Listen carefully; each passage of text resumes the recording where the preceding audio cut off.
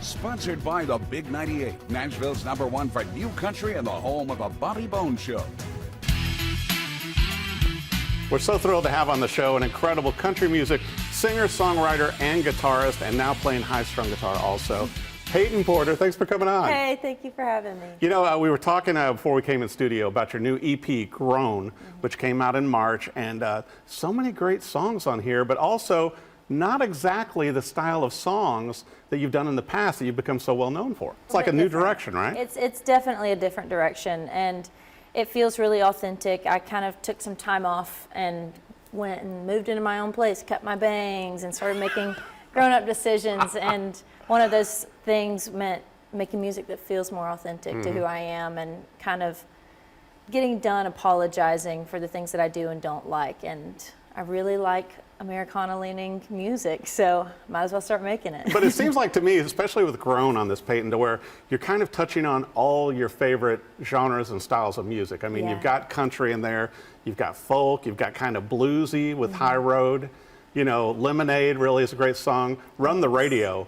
I was telling you, that one caught me totally off guard. I'm like listening, and I'm like working and going through all the stuff about you. And then that one, I'm like going, this is a great song. Thank you. Thank you. That one is my secret little favorite song. It's all true, even the part about the guy who lived in a van rubbing off his music taste on me, and the part about being created after my parents going to an Allman Brothers show. They're still not pumped about that secret being out into the world, but I love it. That one feels kind of like the way my life feels now, which is a lot of just being on my own, traveling. I do a lot of traveling by myself, a lot of driving. So it's a great song for in the car to listen to, roll the windows down and turn it up too loud like it says. I think all of the songs are great to listen to, because what I really noticed, and certainly no knock against your previous songs, and you've had, you know, hits with this, and you've certainly gotten attention. You've been on major stages with so many artists, including Willie Nelson and Paslay and all these artists.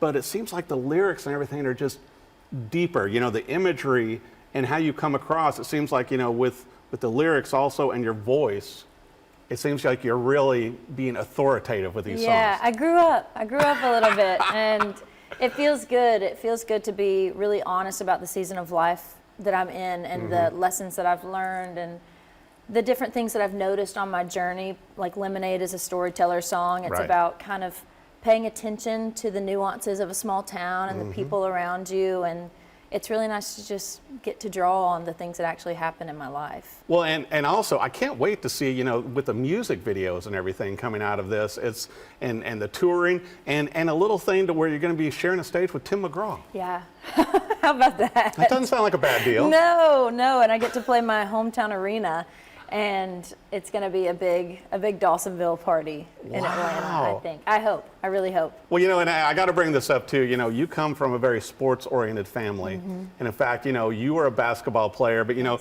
you started songwriting at like what, 11 or 12? Yeah. So what was the first concert that really, you know, when you saw the artist, saw the band, you're like, I need to do that? Well, my first concert ever was Rascal Flatts, and Taylor Swift was opening. Wow, and that wouldn't be impactful at all. No, with those two. And I remember being so frustrated because I was there to see the headliner, and there was all these girls in sundresses and boots, and I was like, why are they all dressed like this? Like, I didn't get the memo, and I had a type of way that I felt about it.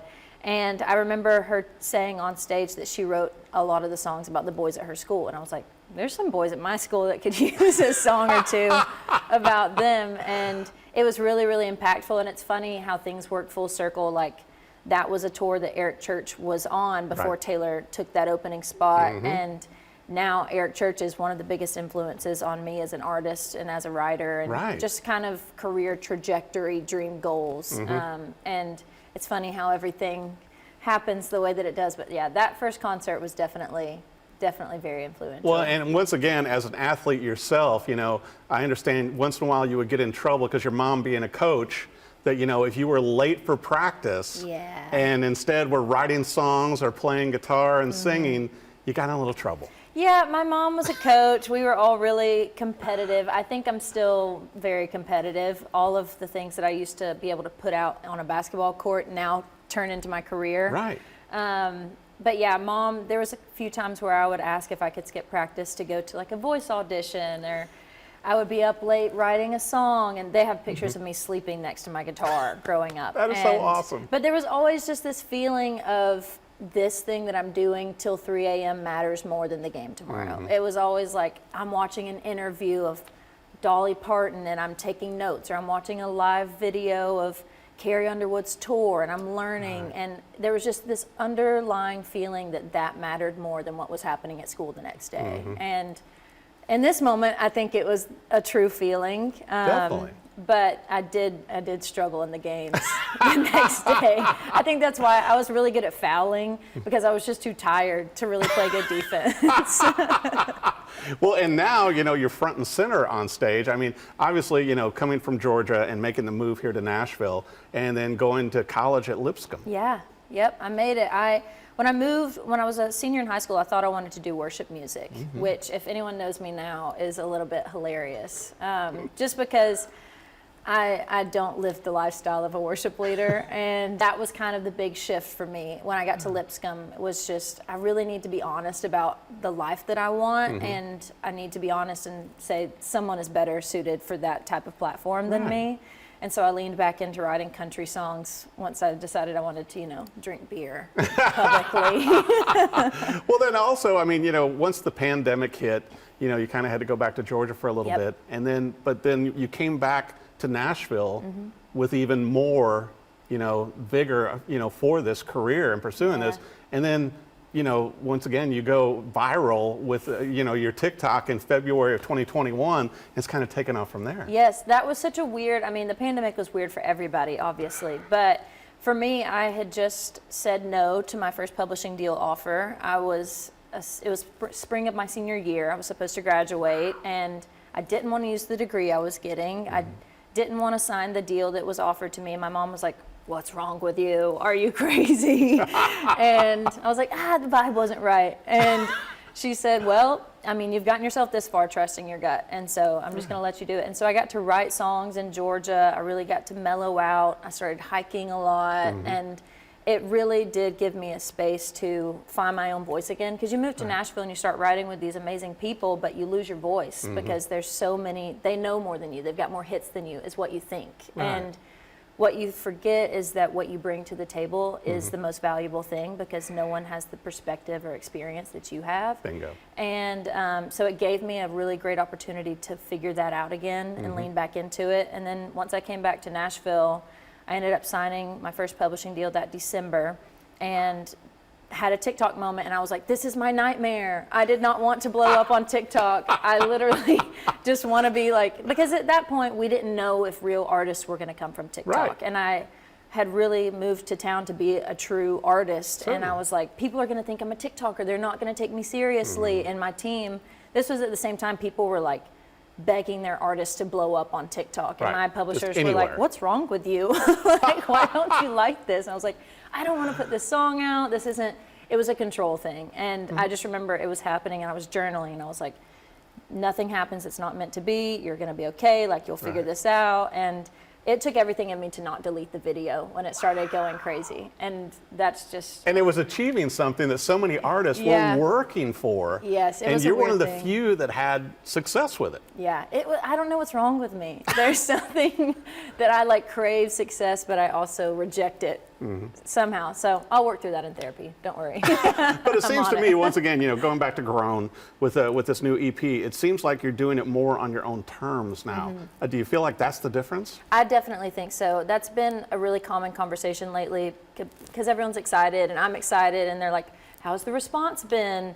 And it's really nice this time around to be able to say, it's been great, but how I feel about it doesn't change depending on how the response goes. Because the first project, I just wanted everyone to like it, and there was a lot of pressure on the way that other people felt about it. And then it came out and people liked it and I didn't. And then what do you do? And so it made me pause after that. And this time around, it's like, yeah, I love these songs. I knew that this was good. I like it, and I enjoy playing it. And for the people that like it, that's wonderful. For the people who don't, that's also wonderful. There's somebody for everybody. But it really feels like I've kind of shaken loose all of the burden of caring about what other people think about what I do, because it's not my business. It's my business to make the art that feels honest and authentic and find the people that like it and that resonate Right. with it and want to come into my journey and like evolve with me and just go along for the ride. Well, and I think that's what I notice in all of these tracks, which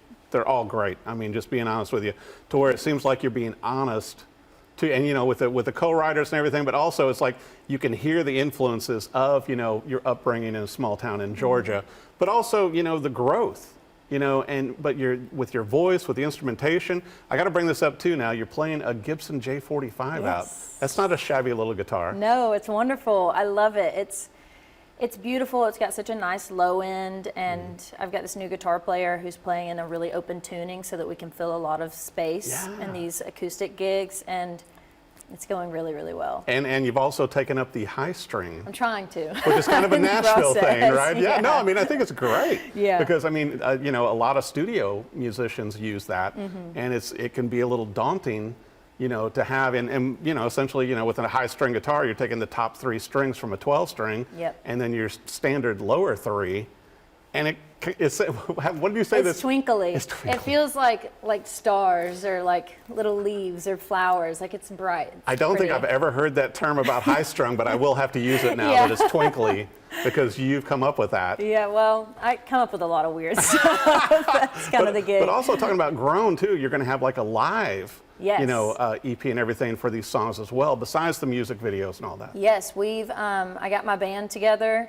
and we went to this place in West Nashville called Pymingo, and I had a writing residency there. It feels like a second home to me. I'd go and just hang out there by myself and create and dream and vision board. And so it was really nice to get to have the band come and do a more, we said it was going to be stripped and acoustic, but it's not. It still feels really full bandy. But it was fun. We just reimagined a bunch of the songs live and got to kind of showcase the way that it would feel live as opposed to a recording. Right. And so I'm really excited about that. And we're going to be rolling out the videos, and then we're going to do a full DSP, like Spotify, Apple Music release of the audios. How incredible.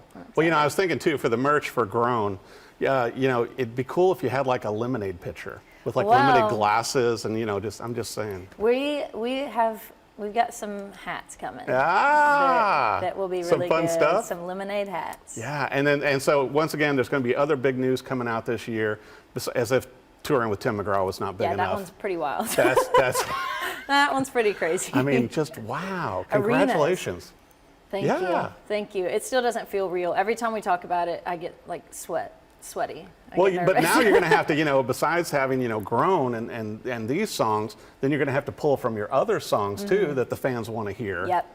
So it's going to be a lot of fun for you and the band. It is. It's going to be a dance. I've got some headline shows coming up, and that has been part of the conversation of like, if I was a fan this whole time, what would I have wanted? So you're saying there's going to be more tambourine? There's going to be a lot of tambourine. You know, cowbell wouldn't be a bad odds. I mean, it's just saying.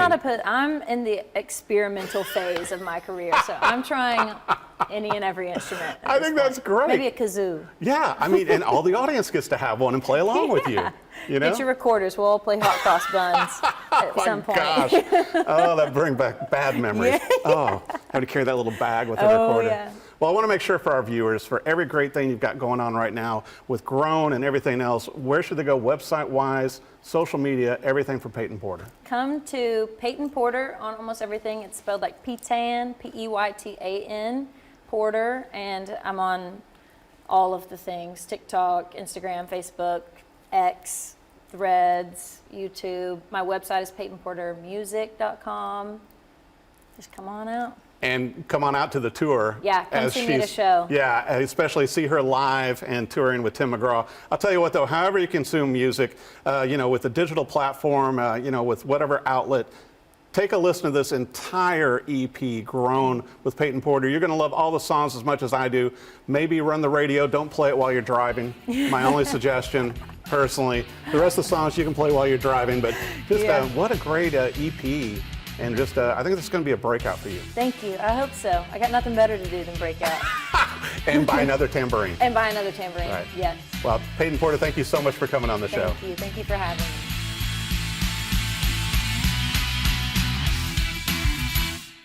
Sponsored by the Big 98, Nashville's #1 for new country and the home of the Bobby Bones Show.